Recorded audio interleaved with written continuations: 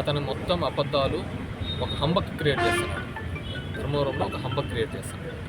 అది చేస్తామని ఇప్పటి వరకు కూడా అతను వెళ్ళే పల్లెలకు కానీ అతను వెళ్ళే టౌన్లో కానీ ఎవడైనా కానీ టౌన్ ఎవడైనా ఉన్నాడా అంతా కూడా బయట ఊళ్ళ నుంచి నామినేషన్లోకి వచ్చినా కానీ అతని ఇంటర్వ్యూ వచ్చినా కానీ పొద్దుటూరు నుంచి మదనపల్లి నుంచి బళ్ళారి నుంచి కర్ణాటక నుంచి హైదరాబాద్ నుంచి తెలంగాణ నుంచి వచ్చిన జనాలే ఉన్నారు తప్ప ఇప్పటికీ మీరు సందులలో చూస్తారు. ధర్మవరం వాడు ఎవడన్నా కనపడుతున్నాడా?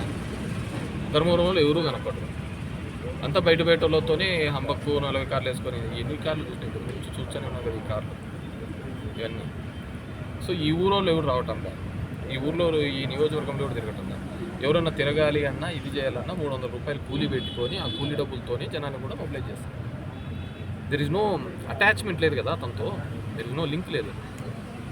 వేరే లింక్ కలుపుకొని చేయాలనే ఒక ప్రయత్నం చేస్తారు. సో ఈ ఊరితో అతనికి ఎటువంటి కనెక్టింగ్ లేదు. అతను ప్రచారం పోవాలన్నా అతను ఏదైనా పోవాలన్నా 300 రూపాయలు కూలీ ఇస్తేనే తప్ప జనాలను పిలుచుకొని రావటం లేదు.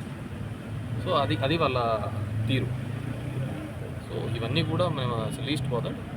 ఐఎమ్ ఎక్స్పెక్టింగ్, నాకు పూర్తి సంపూర్ణ నమ్మకం ఉంది.